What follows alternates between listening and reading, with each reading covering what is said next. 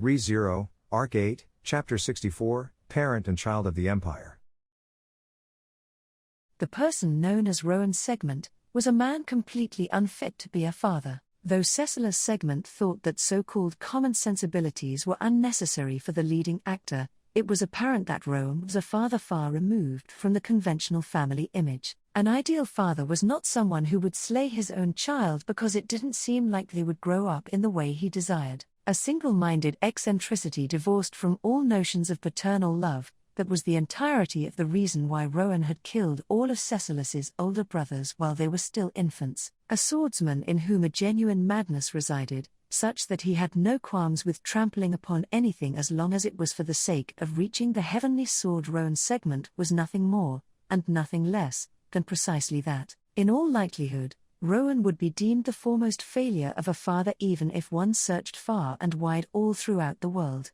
Born into this world as the son of a father utterly lacking in such respect or familial love, Cecilis truly thought himself fortuitous from the bottom of his heart. The desire towards the heavenly sword harbored by Rowan was something that Cecilis also harbored himself. That was an endeavor that aimed to tread into the far distance, to a region above the clouds unseen by the eye. By no means could it be achieved by somebody who diverted their gaze or took detours. If he had been raised in a family that was respectable and distinguished throughout history, or in a household of honorable poverty that hesitated to steal for the sake of a meal, Cecilis would not have had any conclusive evidence that his wish to reach the heavenly sword was not contaminated with needless impurities. Therefore, it was Rowan's Segment, cutting down all blood relations that served as obstructive fetters, removing all hindrances without hesitation in his pursuit to master the way of the sword with undaunted resolve. He prepared trial after trial with his son's life as a secondary concern.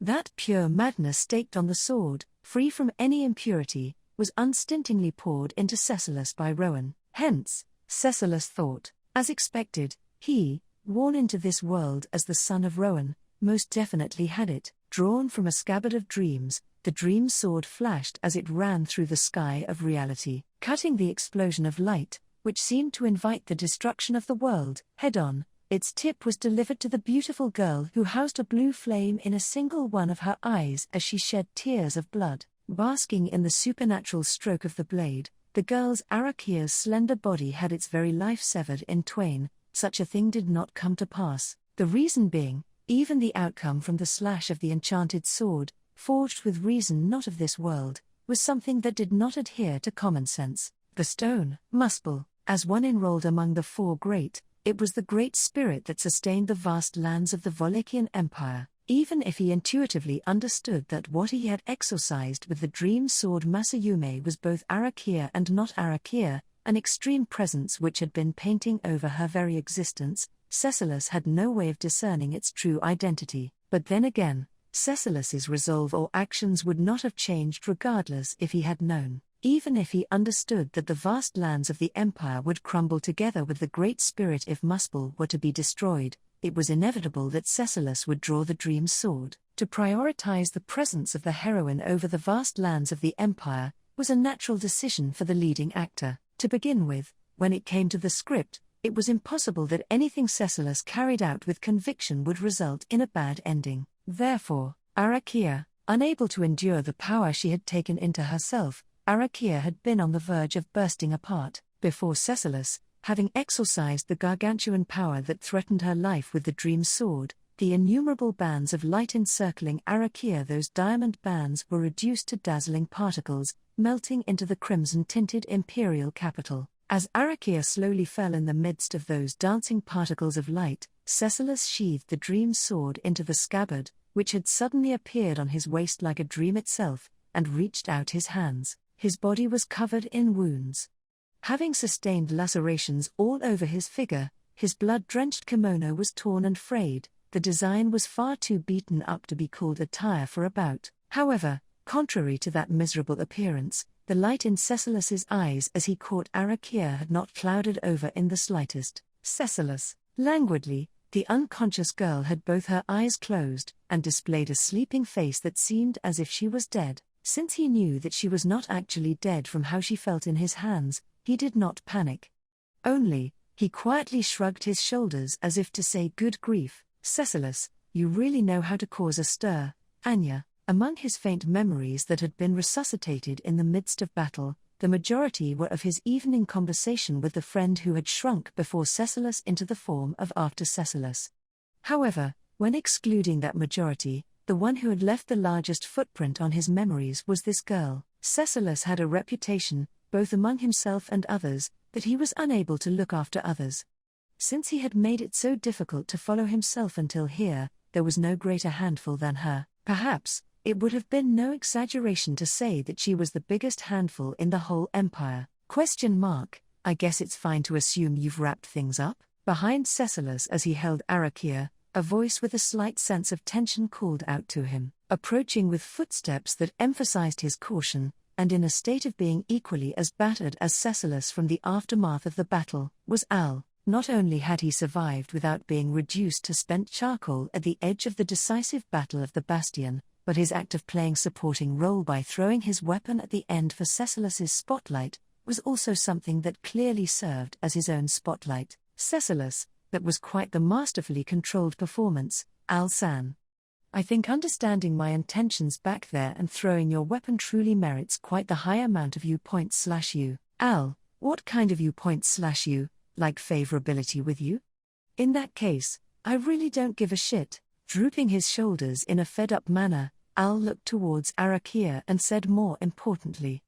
His gaze through his iron helmet was filled with trepidation, giving off a nervous and fearful atmosphere. But, Al, Lil Miss Arakia is, Cecilus, not dead. After all, in order to secure a conclusion where she wouldn't die, I went through the trouble of tearing through my limits a second and then a third time. It would have been outrageous to stop her by killing her. It's the way of Cecilus segment to meet expectations, and betray tasteless predictions. Al, if you're fine with not killing her, then I'm not gonna press you for that conclusion. Cecilus puffed out his chest as he responded to which Al heaved a sigh as he fiddled with the metal fixtures of his helmet. Of course, Cecilus understood Al's concerns. It was a matter of if the risk of letting Arakia live was worth the trade-off for the sense of security that would have come with killing her. However, Cecilus, if it's going to be that kind of complex and unexciting discussion, feel free to have it with some wise person with a frowny face in a place where I'm not around. My answer is just as you see it, Al-san. Al, I already knew from the start that any persuasion or arguing with you would be a three-hit combo of unreasonable, impossible, and thoughtless. You're gonna need to take responsibility for the Lil Miss. Cecilus, apparently that was my intention from the beginning. Seems like since the very first time I defeated Anya, my intention was to shoulder that responsibility, with a light feeling as if he was speaking of somebody else's matters when they were in fact his own. Cecilus saw the face of Arakia from when she was younger overlaid upon her sleeping face currently in his arms. Just like with the friend he had parted with amidst the evening sun, this was an illusion visible to him only because their acquaintance had been for so long. Perhaps he ought to put a bit more of his back into it, and tackle the memories which he had been far too concerned about pulling out. Cecilus, but it seems like before I can delve into that U./U, there's a separate duty that I need to carry out. Al, as Cecilus suddenly muttered, Al raised his voice in surprise. But Cecilus did not respond with words, and instead left his answer to the act of directing his gaze in another direction. In the aftermath of his battle with Arakia, the buildings and streets had all melted, leaving the imperial capital in a hellish state. Dyed red within that scene, the malevolent madness of an appropriate figure had arisen. Malevolent figure, with an inextinguishable flame flaring about his entire body, a blue-haired man stood. His skin was scorched black, hiding one of its characteristics, but the blazing radiance of his golden eyes would have made it apparent to everyone that this man was an undead nevertheless, and to Cecilus, a fact greater than what would have been communicated to everyone else was made apparent. Cecilus, oya, I had thought somebody was furiously dashing here, but to think it would be a flaming entrance. My now, if I do say so myself, isn't this quite the flashy production? He had not been running around haphazardly, rather, he had been running with a clear objective in mind. The fact that his hurried strides had ceased at this place was because that objective resided here, nay, that objective resided within none other than Cecilus' segment. With sights set upon the heavenly sword, The swordsman who neglected all else, Rowan segment. Having finally cast away even his own life, his father had arrived here in a completely altered form, to which Cecilus nodded many times in acknowledgement, and smiled. Rowan was grinning in the midst of being engulfed in a blaze. Cecilus, too, smiled in his blood-drenched form. The parent and the child, for whom naught was possible save for living and dying by the sword, grinning and smiling. Cecilus, just now, you made me think this for the first time, Dad. I don't dislike it, rather, I quite like it. Saying that, and ironically forgetting about the after Cecilus, he celebrated that the chance to fulfill the promise exchanged by the before Cecilus had finally come about. Rowan's segment longed for the heavenly sword. Why? For what reason? For what purpose? He was tired of hearing such tedious questions.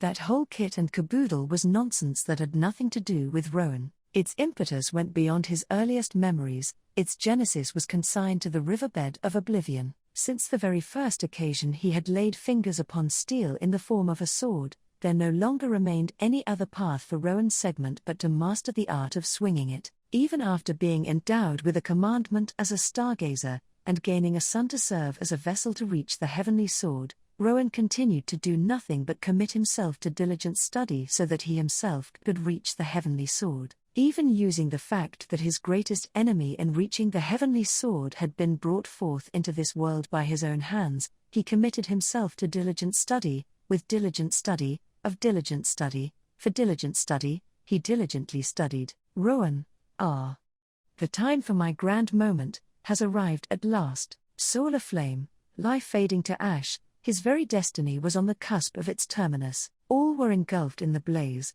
and as Rowan's self was blurring into the realm after death, he entered into a domain untread by both living or undead, the interval between life and death, the point that ought to be called the beyond. That was tantamount to uncovering the very nature, the true essence, of life and the soul. A few more seconds, real as they might be, the final significance of Rowan segment's existence would overflow. Rowan, each time his undead body crumbled, he readied his beloved katana, continuously resurrected alongside himself, and faced forward, the small figure visible beyond the flickering flames, witnessing it take the exact same stance as himself. Rowan, now, let us have ourselves, Cecilus, an honorable duel. Challenging the heavenly sword, the ephemeral flash of Rowan's segment blazed bright. Cecilus, I'm leaving Anya in your care. On the remains of the street that could no longer be called a road, answering the request of Rowan, who had appeared there in a blazing form, Cecilus forcibly foisted Arakia upon Al. Cecilus could hear Al's bewildered voice go oi oi at the suddenness of it all, but he discarded that into the abyssal depths of his consciousness, and focused all of his nerves on a lone man. Once again, color, sound, and smell vanished from Cecilus's world, and it became governed solely by the palpitations of steel. Rowan, now, let us have ourselves. Holding his hand over the katana at his waist, it was apparent that Rowan's lips had moved to spin such words as he readied himself. Even if he could not hear it in the form of sound, the sentiments between the parent and child who loved extravagant pretenses had allowed him to hear it within his soul. Hence, Cecilus likewise responded with grandeur. Cecilus, an honorable duel. In an instant, the distance separating the two disappeared. That was nothing out of the ordinary for a battle involving Cecilus, blue lightning as he was, but this moment was not created by just Cecilus alone, and it was evidence that Rowan had stepped past the confines of human capability. Cecilus, I'm surprised. This was honest admiration. A few hours prior, when he had parted with the yet living Rowan, as far as Cecilus's eyes could see, his father had not reached this domain. However, now that they had been reunited, with him having become an undead, Rowan's skill with the sword had rapidly developed, and his talents were finally beginning a posthumous bloom. That was neither something like his speed nor the proficiency of his skills, but it was a transformation brought about by a change in his consciousness. The effect that mentality could have on performance was nothing to make light of, but having said that, breaking out of one's mental shell would not dramatically improve their physical abilities.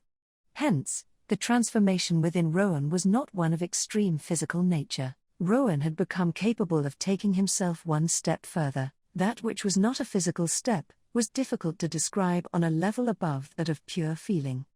Just as there was a great distance between amateurs and experts, there existed yet another gap between first and second-class experts. Thus, between first-class and super-first-class, and between them and the transcendent beings that were even further above, there existed more gaps, invisible to the eye, inexplicable with words. Cecilus had deliberately expressed that here with the phrase one step, and had recognized that Rowan had tread over that boundary. To think that through the experience of death, he had overcome that difference of a single step which he had never been able to cross over in his life. People would likely speak of how foolish, how incredibly ironic such a thing was.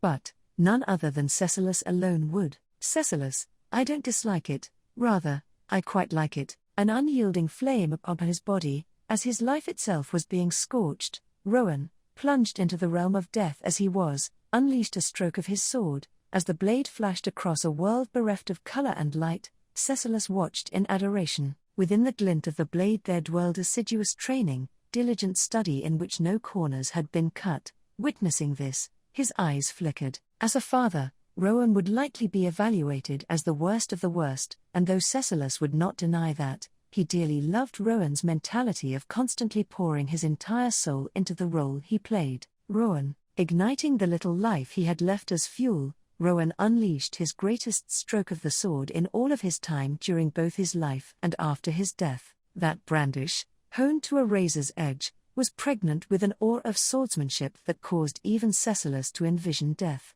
That nightmarish ending, worn out of a single-minded concentration, was something that the dream sword Masayume would not allow. The fiend sword Murasame was an enchanted sword that could sever the concept of anything's point. In contrast, using dreams as its scabbard, the true value of the dream sword Masayume was, Cecilus, dreams are devoured and dreams are granted. In exchange for the motivation one possessed for a wish they desired to be granted, the enchanted sword would harbor the power to grant that wish. Hence, the dream sword had been granted the name of a dream come true, which made dreams become reality. Even if it might have become a useless, dull blade depending on the wielder, it had continued to be extolled as an enchanted sword capable of severing the very world in twain. The blade spent many months and years being transferred from person to person, since as compensation for their wish being fulfilled, they would forget even the reason why they had yearned for it in the first place, as its owner had changed many times.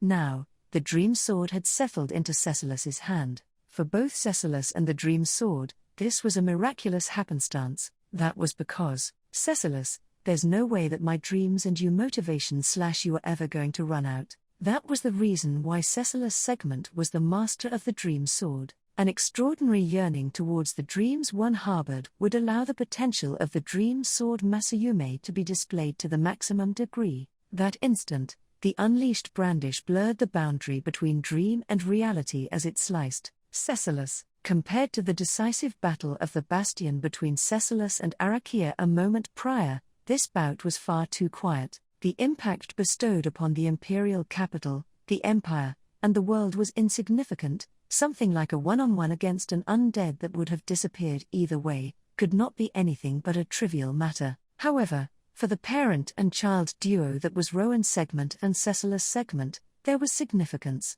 Rowan, good grief, what an unfilial son I've got. Passing by each other the moment their blades had crossed, the parent and child had their backs turned to each other. His undead father, whose face he would never be able to see again, unpleasantly spat that out in a long exhale, and then, Rowan, if this is how it ends, I should have cut you down right away back when you were soaking in your first bath. Cecilus, ha ha ha ha ha. Yes, that's right. That's the only time you would have been able to win, Dad. At the sore loser who acted truly dishonorably, Cecilus roared in a great burst of laughter. Hearing Cecilus's unreserved laughter, Rowan looked up at the sky. Having lost its form, his katana was reduced to dust, and as his existence began to fray from his burning fingertips, he narrowed his golden eyes, and then, Rowan, next time, next. I ain't the kind of person who'd give up on account of dying, until the very end of the end, without leaving behind even a single word befitting a father. His body, his soul, was reduced to ash, constantly aiming for the heavenly sword, and not relinquishing that desire even in death. Those were the final moments of the malevolent swordsman known as Rowan Segment. Ah, how unpleasant, Rowan thought as he faded away. Throughout his lifetime, he had continued to walk without halting his step, and ultimately, he had been unable to reach the heavenly sword. The final blaze of his scorched, burning soul had not illuminated the unseen path towards the pinnacle of the sword. How so very tantalizing. At this rate, Cecilus would probably end up being the one to reach the heavenly sword. To think it would be his son instead of himself, what truly malicious discretion of the sword god. Chagrin and despair, dejection and lament. If he were to start speaking, he would never be able to clear away the inexhaustible negative thoughts. Be that as it may, Rowan, well, guess it's better than some other person reaching it. In that final duel, if Rowan had surpassed Cecilus, would he have reached the heavenly sword? He had not surpassed him. In the end, it was meaningless to think about hypotheticals that had not come to pass. Rowan would not think about meaningless things. Especially when he was on the verge of fading away. He ought not do what should not be done, so when trying to think of other things, he came to a realization. Ever since he had been aware of his surroundings, he had aimed for the heavenly sword. In every waking moment, in every sleeping moment, he dreamed of nothing but reaching the heavenly sword. That was how the existence known as himself had persisted until this day. Once Rowan concluded that he would not reach the heavenly sword, there no longer remained anything for him to think about. Rowan, for the first time since he began longing for the heavenly sword, he relinquished it. That sensation made Rowan feel a sense of loss rather than a sense of freedom, as well as a certain kind of discomfort. Amidst the sensation of his soul feeling ill at ease, Rowan thought this for the very first time in his life. Was the blaze of my soul that I had spent my whole life to reach, at least able to become a flame for a candle that will illuminate my son's path?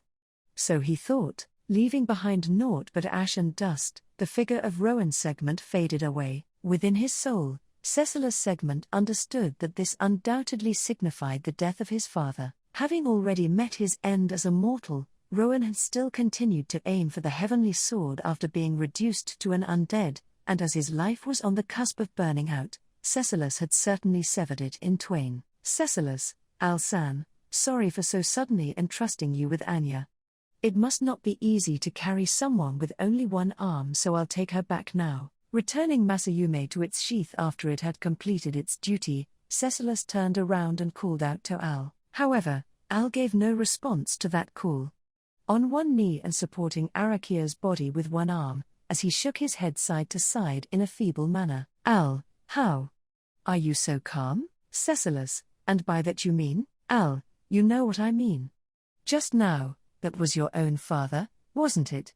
He was still alive when you last saw each other, and yet he died and became a pawn of the enemy. That's, Cecilus, wait you stop / you right there, Al-san. You're a little mistaken, so please allow me to correct you. My dad certainly became a dead person, but he hadn't been made into a pawn. The reason why my dad attacked me wasn't because he'd lost his sanity. Cecilus, by the way, I said sanity with the widely accepted meaning of the word, so perhaps my dad was already quite divorced from that regular type of sanity. On that front, make no mistake, but, waving his hand, Cecilus added that bit regarding Rowan's mentality. Either way, Cecilus wanted to clear up Al's misunderstanding that this was an act of returning the favor for Rowan having attacked Cecilus, which happened because his mind had been destroyed after being turned into an undead. Cecilus, stuff like a child killing their parent was also a U major / U development in the play Magrissa's guillotine. But then again, things between me and my dad turning out like this was something that was appointed by fate quite a long time ago. Al, appointed by fate? Cecilus, so, it's simply a matter of that time finally having come around. This was a conclusion that both Cecilus and Rowan knew would eventually come. Thus, when Rowan had returned as a dead person, despite having parted when he was still alive, Cecilus was not very surprised. For Rowan, everything outside of reaching the heavenly sword was trifle, so it was understandable that if necessary, he would sacrifice his own life as if it was the natural thing to do. Nobody was capable of understanding Rowan. Nobody, except Cecilus. His father, who was exceedingly the best at being a bad example, was not an incomprehensible monster. That was sufficient proof that the segments had a healthy parent-child relationship, even if it was atypical. Cecilus, most people would probably disapprove of the relationship between me and my dad, but, unlike Rowan, Cecilus did not view all things in the world as trifle. So long as one could properly distinguish between the cheers and the other interference, the world was filled with blessings as far as the eye could see: the light of the sun, the cool breeze, the trickle of raindrops, the fragrance of grass, and Rowan's segment, all were blessings that had been granted to Cecilus. Cecilus, my dad called me an unfilial son, but I don't think there's any son as filial as I am. After all, just by being my father, he has achieved the exceedingly meritorious achievement of having brought me into this world. Of course, that would not serve as consolation to Rowan, who had failed to realize the wish he had pursued throughout his life. Being called an unfilial son for such a reason, Cecilus had no room for excuse. Though from the outset, he had no intention whatsoever of leading a life in need of excuses. Walking right up to the speechless Cecilus folded his arms and tilted his head. After this, there was the worry of what should be done with Arakia.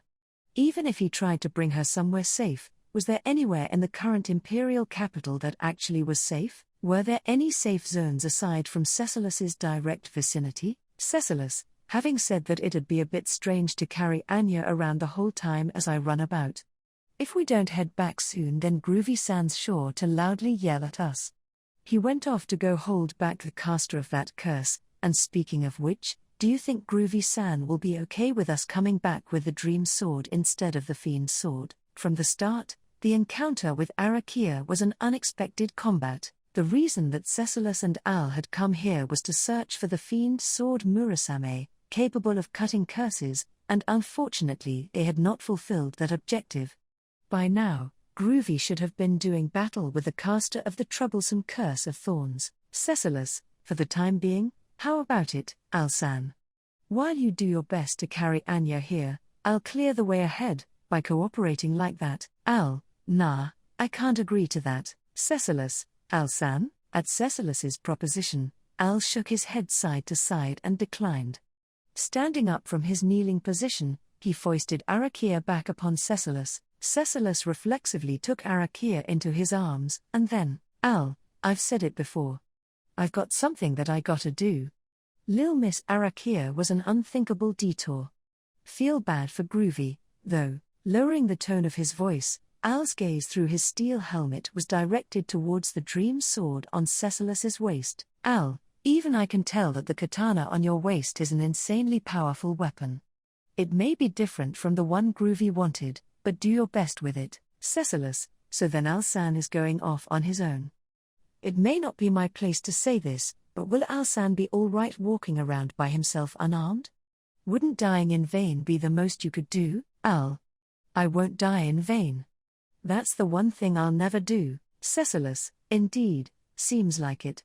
I kinda understand somehow or another. As Al spoke with conviction, Cecilus nodded in assent. Having acted together until here, Cecilus thought that Al possessed a special trait of the same kind as Schwartz's true sight. With that true sight, capable of seeing excessively ahead, Al surely would not die in vain. Cecilus, but that's not the only reason why Al-san is trying to part ways with me, right, Al? Cecilus, it seems like you really weren't pleased in the slightest with how me and my dad settled things.